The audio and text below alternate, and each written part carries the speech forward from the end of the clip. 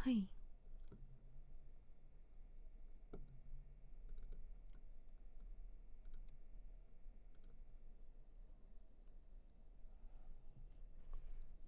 손이 파랗게 나와요. 좀 무섭지? 이거 왜 이런지 모르겠어.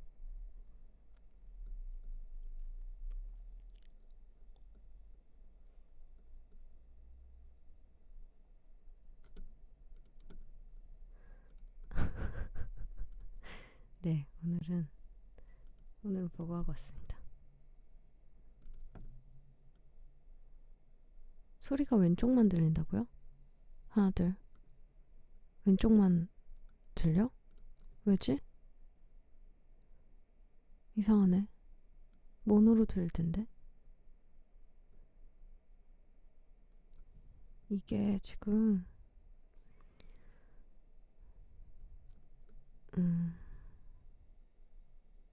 세팅이 이상한 것 같아. 제가 제 힘으로 고쳐보려 했는데 안 되더라고요. 왼쪽만 나와요? 잠깐 기다려봐. 그러면 결국에는 이걸 써야 되는가? 잠깐 기다려보세요.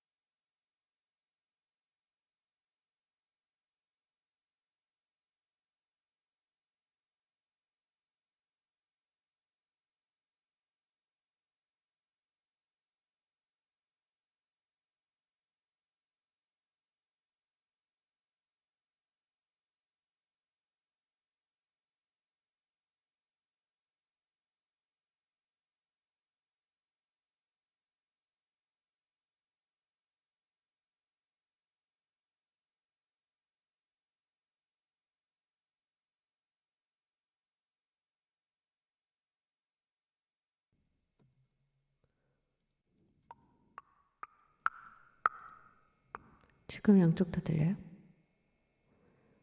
양쪽 다 들리시나요? 하나, 둘. 하나, 둘, 둘, 둘. 들리세요?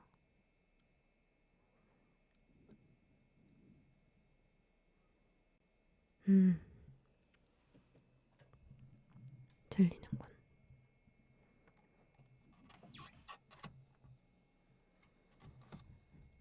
제가 어제 책방에 가서 책을 샀는데 여러분들이랑 처음으로 읽어보려고요. 궁금해서. 제가 별밤을 굉장히 오래 했잖아요. 그런데도 불구하고 고흐에 대해서 아는 게 하나도 없고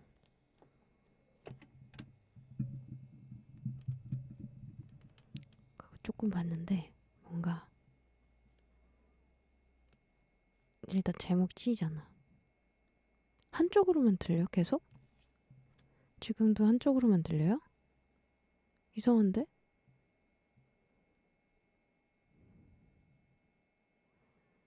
색은 이상해. 색은 원래 이상해. 이게 지금 고쳐야 된대요. 네, 그렇답니다. 그렇다고 합니다.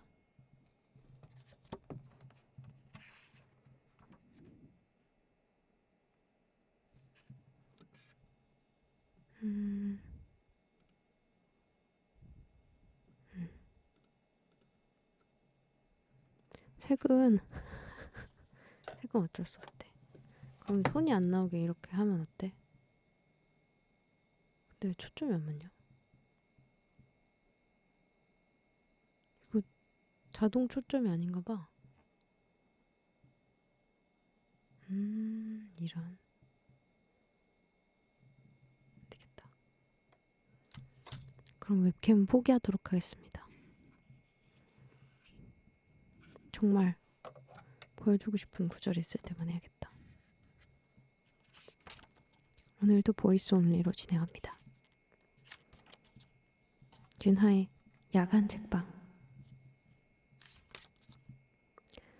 버퍼링은 지금 왜 있지?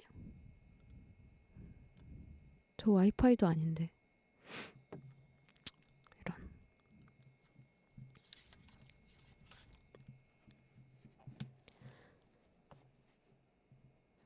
네, 얼굴도 파래요. 얼굴도 보여줄 수 없어요. 자, 이 책을 옮긴 이의 말부터 들어보죠. 고흐의 삶과 그림에 대한 진실을 보여줄 수 있기를. 빈센트 반 고흐는 설명이 따로 필요 없을 정도로 유명한 세계적인 화가이다. 그런데 어떨 때는 그는 그를 유명하게 만들어준 몇몇 극적인 일화 때문에 오히려 그의 작품은 평가절하되는 것이 아닌가 하는 느낌이 들기도 한다. 나도 고흐의 그림을 몇 점 본 후 그를 소재로 한 소설과 평전을 들여다본 기억이 난다. 그 후 다시 그림을 보니 느낌이 달랐다. 확실히 화가의 작품을 잘 이해하기 위해서는 그의 인생과 생각을 이해하는 일이 필요한 듯하다. 그런데 그의 그림을 더욱 좋아하게 되면서 조금씩 의문이 생기기 시작했다. 그의 그림이 극적인 인생사의 후광 없이는 아무 의미도 찾지 못할 정도로 보잘것없단 말인가. 그의 꽃이, 그의 별이, 그의 태양이, 나무와 사람들과 그 자신의 모습이 정말 영화 같은 인생을 장식하는 보조물에 불과한 것인가. 그 강렬한 색채와 특유의 꿈틀대는 기운이 미술사에서 아무런 의미가 없단 말인가 하는 의문이었다. 미술 관련 서적이 지금처럼 많지 않았을 때의 이야기다. 화집을 뒤적거리기 시작했고 그의 작품이 있는 미술관을 찾아다녔다. 하지만 그에 관한 책들은 피하고 싶었다. 해석되고 윤색된 신화보다 있는 그대로의 화가의 그림을 먼저 보고 싶다는 마음이 들었기 때문이다. 그러다 그의 편지를 읽게 되었다. 남의 개인사를 들여다본다는 꺼림칙함이 없었던 건 아니지만 너무도 진솔하고 절절한 글에 빠져들 수밖에 없었다. 그 안에 내가 찾던 진짜 화가가 있었다. 천재도 순교자도 광인도 아닌 고민하고 노력하는 소박한 화가. 오직 내가 좋아한다는 이유만으로 고흐의 편지를 선별해 번역하는 일을 시작했는데 블라블라블라블라블라블라. 증간 작업을 하면서 책 한 권의 분량으로 적절한 선에서 더 많은 편지와 그림을 넣으려고 노력했다. 고흐의 동생이자 후원자였던 테오의 편지도 일부 실었다. 고흐의 삶과 그림에 대해 더 많은 진실을 보여줄 수 있을 거라 기대했기 때문이다.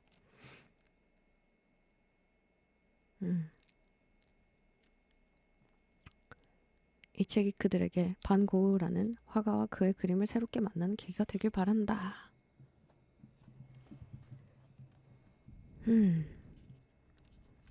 여기는 고흐의 편지들로 이루어져 있어요. 동생에게 쓴 편지인데 빈센트 윌렘 반 고흐 1853년 3월 30일 1853년 대박. 네덜란드 브라반트 지방의 작은 마을 그루트 준데르트에서 엄격하고 보수적인 칼뱅파 목사 테오도르스 반 고흐와 온화한 성품의 안나 코르넬리아 카르벤투스 사이의 장남으로 태어났다. 그는 어릴 때부터 그림에 관심이 있었던 것은 아니었다. 숙부 세 사람이 모두 화상인 덕분에 1869년 7월부터 유명 미술품 매매점인 구필화랑의 수습사원으로 일하게 되었다.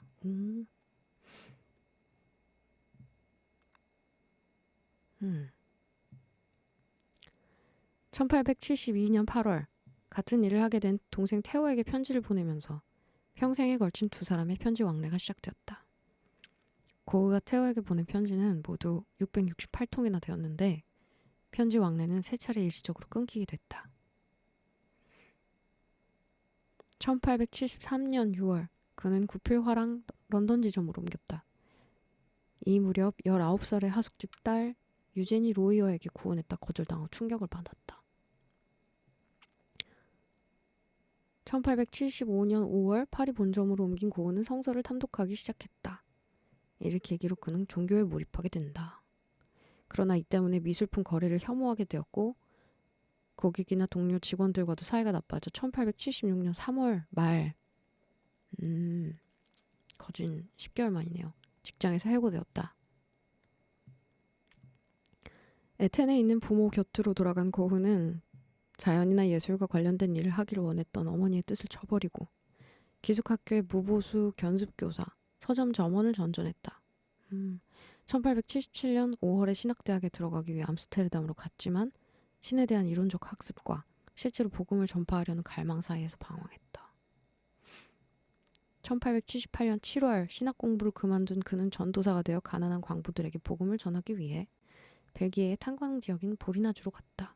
그러나 그의 지나치게 엄격한 태도와 광적인 신앙심, 가난한 사람에 대한 봉사정신으로 인해 다른 종교인들과 마찰을 빚게 되고 여러모로 힘든 생활을 했다. 1879년 여름 고은은 그림에 관심을 갖게 되어 테오에게 대생기법에 대한 책과 물감을 보내달라고 했다. 그가 마침내 전업 화가가 되겠다고 결심했을 때 테오는 경제적인 지원을 약속했다. 경제적인 지원을 동생이 해줬군요. 그렇군.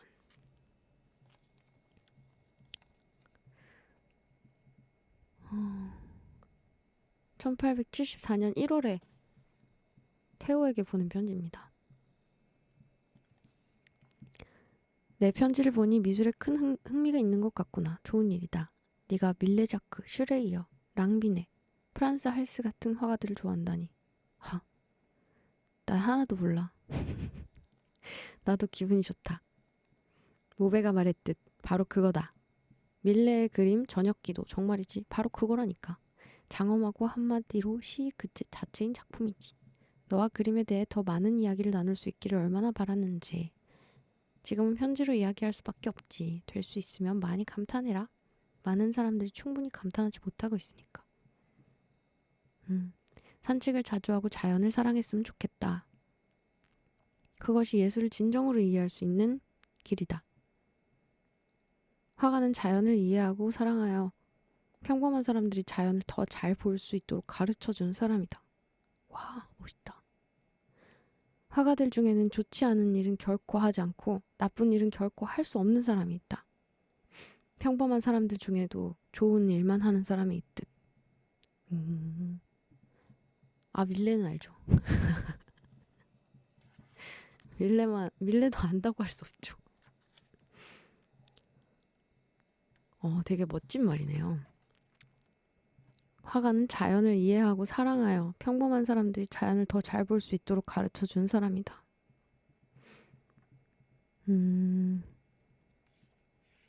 그렇군요. 이거는 다음 편지는 좀 길어요. 1879년 10월 15일에 쓴 편지예요. 근데 남의 편지 염탐하는 거 되게 재밌지 않아요? 라고 얘기하면 조금 문제가 되려나? 근데 너무 오래전에 쓴 편지니까 150년 넘었으니까 괜찮겠지?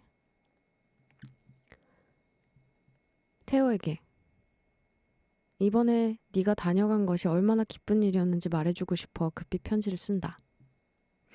꽤 오랫동안 만나지도 예전처럼 편지를 띄우지도 못했지. 죽은 듯 무심하게 지내는 것보다 이렇게 가깝게 지내는 게 얼마나 좋으냐. 정말 죽게 될 때까지는 말이다. 우리가 함께 보낸 시간은 우리 두 사람 모두 아직은 산자의 땅에 있다는 걸 확인시켜 주었다. 너와 함께 산책을 하니 예전의 감정이 다시 살아나는 것만 같았다. 삶은 좋은 것이고 소중히 여겨야 할 값진 것이라는 느낌 말이다. 근래 내 생활이 더 보잘것없어지면서 삶 자체가 별로 중요하지 않다는 비관적인 생각에 젖어들기도 했다. 그러나 너와 함께 보낸 시간 덕분에 그런 생각을 떨쳐버리고 유쾌한 기분을 되찾을 수 있었다. 우리가 살아가야 할 이유를 알게 되고 자신이 무의미하고 소모적인 존재가 아니라 무언가 도움이 될 수도 있는 존재임을 깨닫는 것은 다른 사람들과 더불어 살아가면서 사랑을 느낄 때인 것 같다. 그렇죠. 사랑을 느끼고 있나요? 저는 여러분의 편지를 볼 때 사랑을 느낀답니다. 일하는 것이 금지된 채 독방에서 지내는 죄수는 시간이 흐르면, 특히 너무 많은 시간이 지나버리면 오랫동안 굶주린 사람과 비슷한 고통을 겪게 된다.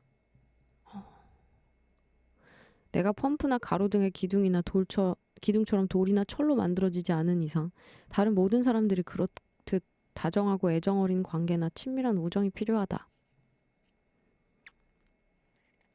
아무리 세련되고 예의 바른 사람이라 할지라도 그런 애정이나 우정 없이는 살아갈 수 없으며 무언가 공허하고 결핍되었다는 느낌을 지울 수 없을 것이다. 이런 말을 하는 것은 네가 이번에 나를 찾아준 것이 참으로 고마웠기 때문이다. 그러게, 이렇게 형제끼리 편지 쓰는 거 되게 신기하죠. 몽냥 아빠님도 말씀하셨는데. 근데 이때 당시에는 뭐 카톡도 없고 메일도 없고 그러다 보니까 편지로밖에 할 수 없었지. 그러니까 너무 신기하다. 아직 200년이 채 지나지 않았는데 이렇다는 게. 그쵸? 우리 사이가 소원해지기를 원하지 않는 만큼 당분간 집에 머무르고 싶었다. 그러나 지금은 집에 돌아가고 싶지 않다. 아무래도 여기 있는 게 나을 것 같다. 모두 내 잘못이고 내가 사물을 바로 보지 않는다는 네 말이 옳을지도 모르겠다. 그래서 나로서는 힘들고 꺼림칙한 선택이었지만 며칠은 에텐에 가 있을지도 모르겠다. 이게 에텐이라는 곳이 고우의 가족이 있던 곳이래요. 무엇보다 우리 두 사람이 더 친해졌으면 한다. 내가 정말로 너나 식구들에게 폐만 끼치고 부담이 된다면, 그래서 나를 스스로 침입자로 여기거나 불필요한 존재라고 생각을 해야 한다면 나는 차라리 이 지상에서 사라지는 게 더 나을 것이다. 후잉 무셔. 형제끼리는 편지 주고받는 거 아니래. 그냥 고우가 낭만적인 사람이었대. 형제끼리는 주먹 다짐인가요? 그래? 저는 동생이랑 하긴 동생하고 가끔 장문을 나누기도 해요. 이 뒤는 너무 뭔가 암울하고요. 엄청 우울하네. 동생을 굉장히 사랑했나 봐요. 자매끼리도 편지 안 쓴다고? 자매는 형제는 주먹 다짐, 자매는 머리채? 미치겠다. 와, 근데 굉장히 엄청 딥하네요. 오! 동생에게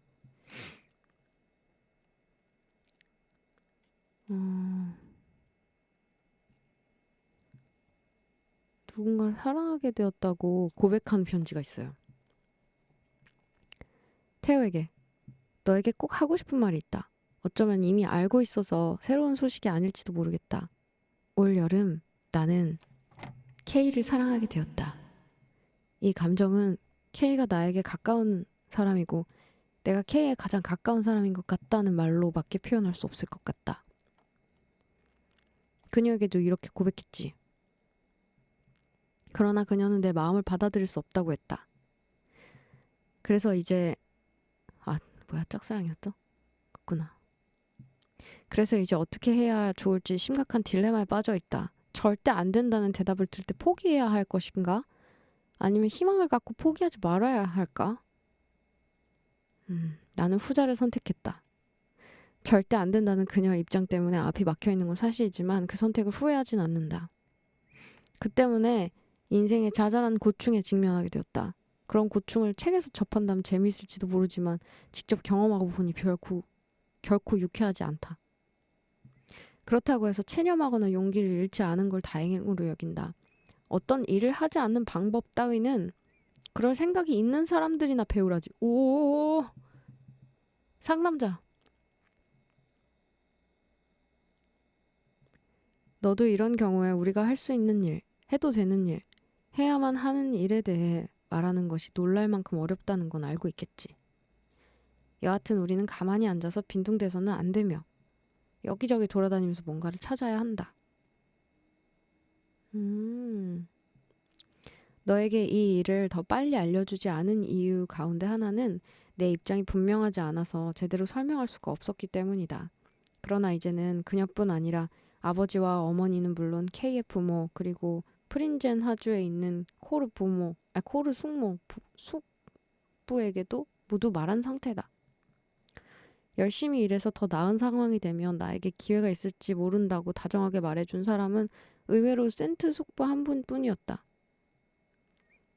센트 숙부는 내가 K의 거절에도 포기하지 않은 걸 좋게 보셨다. K의 거절도 비관적으로만 보시는 건 아닌지. K의 거절에 너무 개념치 말아라. 나도 그녀가 훌륭한 배우자와 만나길 원하지만 네 고백에 대한 거절은 취소되기를 바란다. 고 하시더라.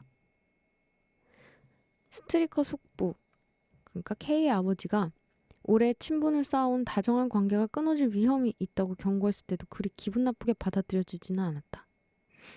단지 관계가 달라질 필요가 있을 때의 진정한 해결책은 오랜 우정을 끊어버리는 게 아니라 새로운 관계로 바꿀 수 없는지 살펴보는 것이라 생각한다고 말씀드렸다. 그것이 내가 원하는 관계이고 열심히 일하면서 우울한 기분을 쫓아버리려 한다. 사실 그녀를 만나고 나서 그림이 훨씬 더 잘 되고 있다. 상황을 좀 더 명확하게 전달하자면 K는 절대 안 된다고 대답했다. 차인 거네요. 또 이 문제를 이미 끝난 것으로 보면서 나에게 포기를 강요하는 어른들과 충돌하게 될 것 같다. K의 부모는 성찬식이 끝날 때까지 별다른 말을 하지 않고 친절하게 대해줄 것이라고 생각한다. 스캔들을 막으려고 혈안이 돼 있거든. 그러나 성찬식이 끝난 뒤에는 나를 쫓아내려 할 것 같아서 걱정이다. 상황을 분명히 전하기 위해 다소 거칠게 표현한 걸 이해해 주길 바란다. 어디가 거칠었지? 옛날에 이게 거칠었나 봐. 속마음을 적나라하게 표현하는 듯한 느낌도 들지만 그래야 상황을 좀 더 정확하게 전달할 수 있다고 생각한다. 그러니 내가 어른들을 공경하지 않는다고는 생각하지 말아라. 지금 그러니까 그러게 말이야. 대단하당. 그들이 이 문제에 대해 적극적으로 반대한다는 걸 너에게 분명히 전해주려는 것뿐이다. 어른들은 내가 K와 만나지 않기를 바라며 또 서로 편지를 주고받지 않는다는 걸 확인하고 싶은 것이다. 우리가 만나서 이야기를 나누고 서로 편지를 나눈다면 K가 마음을 바꿀 수도 있다는 걸 그들이 알기 때문이지. K는 마음을 바꾸는 일이 없을 거라고 하지만 어른들은 그녀가 마음을 바꿀 리 없다고 나에게 확신시키려 하면서도 그럴 가능성을 두려워하는 것이다. 어른들의 마음을 바꾸는 일은 K가 마음을 돌리는 것만으로는 불가능하다. 아마 내가 1년에 적어도 1000길더 정도를 버는 사람이 된 후에야 그들의 마음이 달라질 것이다.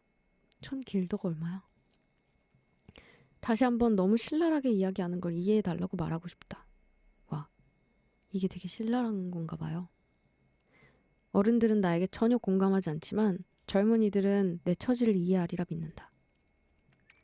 너도 내가 이를 억지스럽게 몰고 가려 한다는 말을 듣게 될지도 모른다. 그러나 사랑하는 사람에게 이런 식으로 강요하는 게 얼마나 무의미한 것인지 세상이 다 알지 않느냐.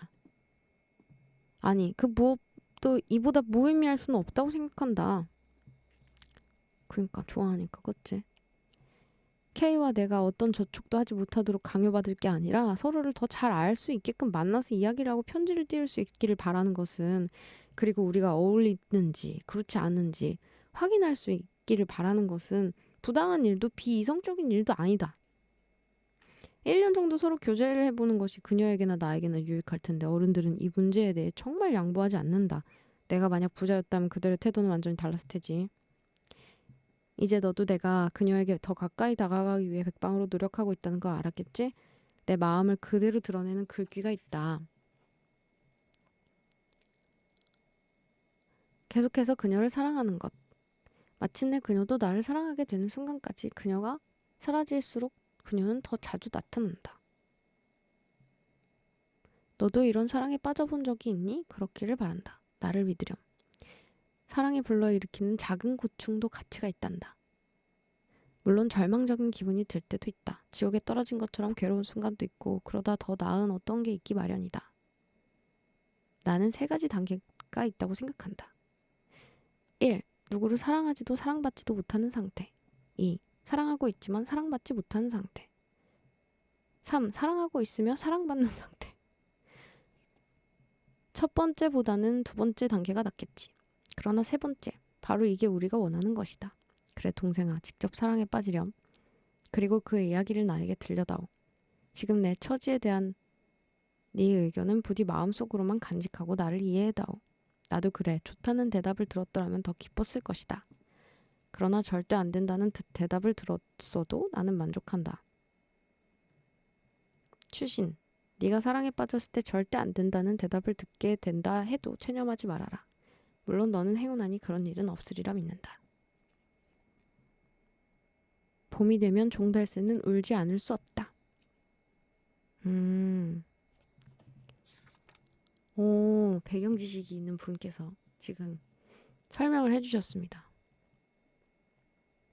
굉장히 그렇군요. 어려운 사랑이었군요.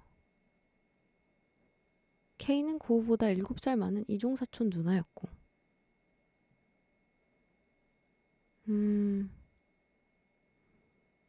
K는 아이가 있는 미망인이었고 그렇군요. 그래서 숙부 라고 얘기했었군요. 아, 굉장히 이건 엄청나게 저거하다.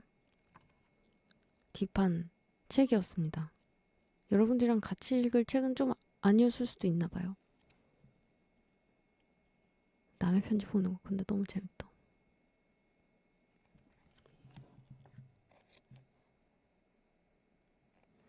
화가의 의무.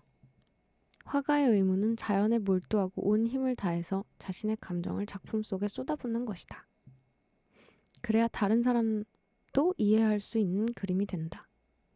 만일 팔기 위해 그림을 그린다면 그런 목적에 도달할 수 없다. 그건 예술을 사랑하는 사람들의 눈을 속이는 행위일 뿐이다. 진정한 예술가는 결코 그런 짓을 하지 않는다. 진지하게 작업을 해나가면 언젠가는 사람들의 공감을 얻게 된다.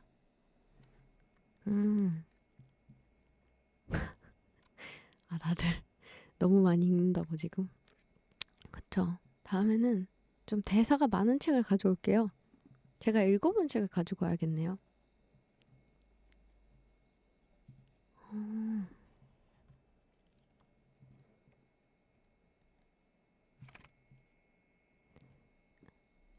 뭐야, 하트가 10만이 지금 다 돼요? 미안하군. 그냥 저 혼자 책 읽고 있었던 건데.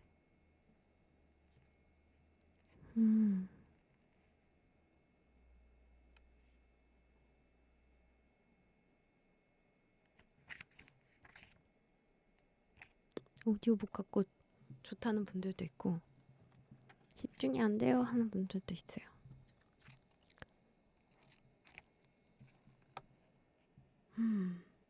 회복하려면 그림을 그려야 한다. 태호에게 어제 다시 그림을 그리기 시작했다. 내 방 창문으로 보이는 노란 그루터기만 남은 밀밭의 풍경이란다. 농부들이 밭을 갈고 있다. 언덕을 배경으로 노란 그루터기가 있는 이랑과 보랏빛으로 물든 갈아엎은 땅이 대조를 이룬다. 내게 그림은 다른 무엇보다 훌륭한 기분 전환이 된다. 나의 온 힘을 다해 그림에 스스로를 내던질 수만 있다면 최선의 치료책이 될 것이다. 하지만 모델을 구할 수 없다는 것. 그리고 다른 많은 것이 내가 그렇게 할 수 없게 하는구나. 여기 머물기 어려운 이유는 다른 무엇보다 돈이 너무 많이 들기 때문이다. 게다가 요즘은 다른 환자들이 두렵다. 어쨌든 여기서도 내겐 아무런 행운이 없다는 느낌이 들곤 한다. 병이 재발했군요. 난 정말이지 두렵다. 넌 환경이나 다른 사람에게 문제가 있는 게 아니라 나 자신 때문이라고 할지도 모르겠다. 나 역시 스스로 그렇게 말하곤 하니까. 하지만 그렇다고 해도 유쾌하지 않은 건 사실이다. 내가 기분이 아주 나쁘다는 걸 너도 알겠지. 일이 잘 되질 않는다. 게다가 의사를 찾아가 그림을 그릴 수 있도록 허락해달라고 청할 때면 바보가 된 기분이다. 조금이라도 건강이 좋아지려면 나는 그림을 그리면서 회복을 해야 된다. 내 의지를 키워주고 이런 정신적 나약함에서 벗어나게 해주는 것이 바로 그림이기 때문이다. 사랑하는 동생아, 나도 이런 편지는 쓰고 싶지 않았다. 정말이지 일이 잘 풀리지 않는구나. 산으로 가서 하루 종일 그림을 그릴 수 있다면 정말 기쁠 것이다. 이곳 사람들이 빠른 시일 안에 그렇게 할 수 있게 허락해 주었으면 좋겠다. 잠시라도 농가에 머문다면 좋을 듯하다. 그곳에서라면 좋은 작품을 그릴 수 있을 것 같다.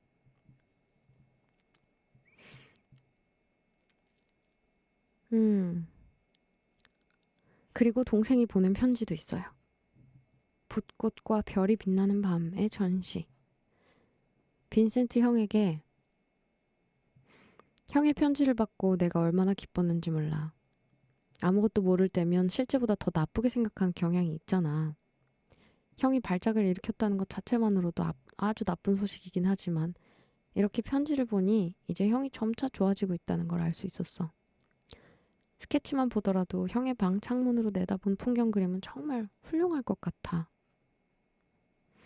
와, 진짜 이렇게 믿어주는 동생 너무 멋지다. 파리에선 종종 진짜 시골 풍경을 보고 싶어 미칠 지경이야. 적어도 형은 그런 풍경의 단편은 마음대로 누릴 수 있으니 다행이지. 이제 앵대팡당 전이 열렸다는 소식을 써야겠네. 형의 그린 붓꽃과 별이 빛나는 밤도 그곳에 전시되었어. 충분한 전시 공간을 확보할 수 없고 방이 좁아서 별이 빛나는 밤은 그리 좋은 자리를 얻지 못했지만 붓꽃은 멋지게 잘 걸려 있어. 전시장의 좁은 벽 위에 그림을 걸었는데 멀리서도 시선을 확 잡아 끈다니까?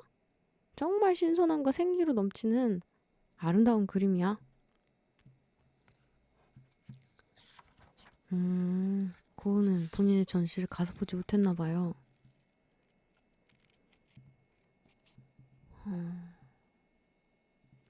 수학하는 사람이 드디어 끝났다. 이 그림은 네가 집에 보관할 그림 가운데 하나가 될 것이다. 자연에 대한 위대한 책처럼 이 그림도 죽음의 이미지를 다루고 있다. 그러나 내가 표현하고 싶었던 것은 이제 막 미소를 지으려는 순간이다. 보라색 선으로 그려진 언덕 외에는 모두 창백한 노란색이거나 황금빛을 띤 노란색이다. 병실 철창을 통해 내다본 풍경이 그렇게 묘하다는 생각이 든다. 다시 희망을 갖게 되었다. 그 희망이 뭔지 아니? 가정이 너에게 의미하는 것이 나에게 흙, 풀, 노란 밀, 농부 등 자연이 갖는 의미와 같기를 바라는 것이었다. 바꿔 말하면 너에게 가정이 사랑하는 사람을 위해 일할 이유가 될 뿐만 아니라 필요할 때는 너를 위로하고 회복시켜 주는 것이기를 바란다는 말이다. 가정이 사랑하는 사람을 위해 일할 이유가 되는 것을 넘어서서 필요할 때는 너를 위로하고 회복시켜 주는 것이기를 바란다는. 그렇군요. 고우에게는 그림이 그런 존재였고요. 그래서 부탁하는데 너무 일에 찌들지 말고 너 자신을 돌봐라. 너희 부부 모두 말이다. 아마 그리 멀지 않은 미래에 좋은 일이 있을 것이다. 그래도 되게 형이었네요.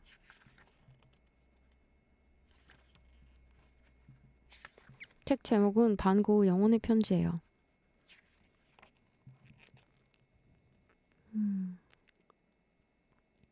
빈센트 형에게 꽃다발을 보는 듯한 침실 그림이라고. 밀밭 그림과 침실 그림 두 점이 포함된 소포를 받았어. 난 침실 그림 정말 좋아.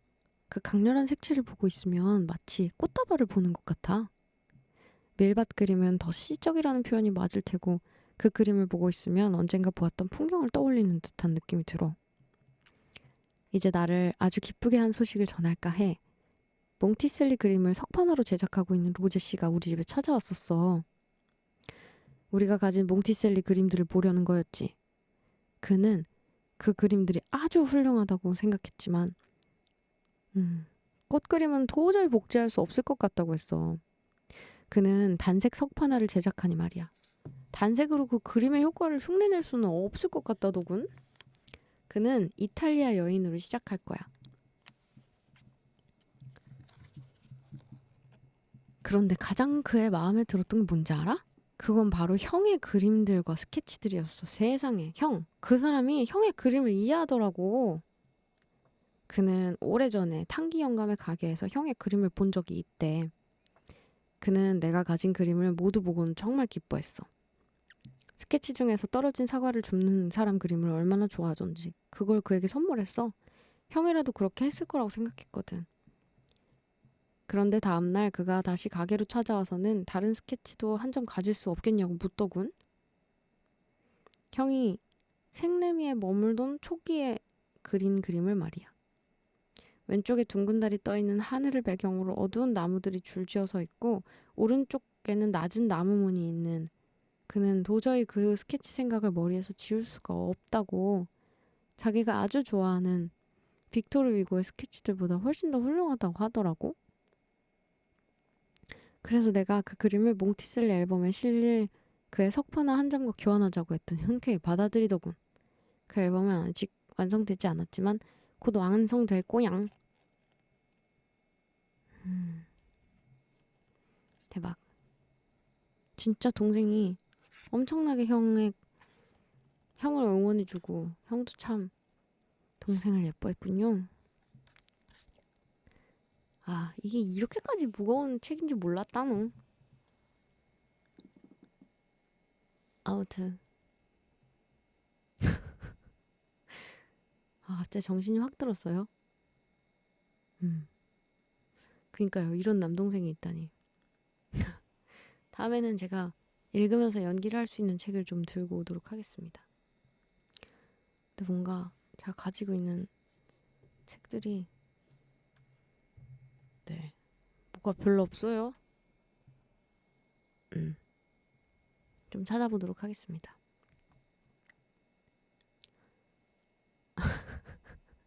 네, 제가 그냥 약간 요새 무거운 책들이 끌리나 봐요. 너무 한없이 가볍게 살다 보니까. 그래서 그런 것 같아요. 동화책 읽어달라고요? 다음엔 제가 동화책 꼭 가지고 오도록 하겠습니다. 자, 오늘은 야간 책방. 이렇게 계속 뭔가 대본을 띄워보는 거예요. 이것도 해보고 저것도 해보고 하다 보면은 저한테 뭔가 맞는 전속 콘텐츠를 찾을 수 있지 않을까라는 생각이 들어가지고 여러분 함께 해주셔서 감사합니다. 이게 손이 너무 파랗게 나와가지고 이거 제가 꼭 고쳐가지고 오도록 하겠습니다. 이게 쉽지가 않네. 그래요.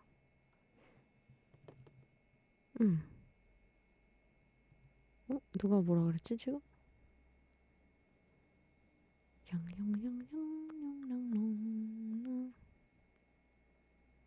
네, 감사합니다.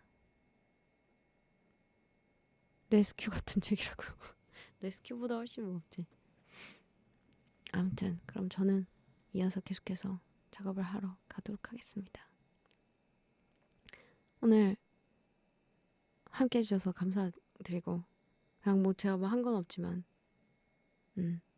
강아지 똥 읽어달라고요. 집에 있는 동화책 한번 뒤져서 가져오도록 하겠습니다. 그럼 우리는 다음에 만나요.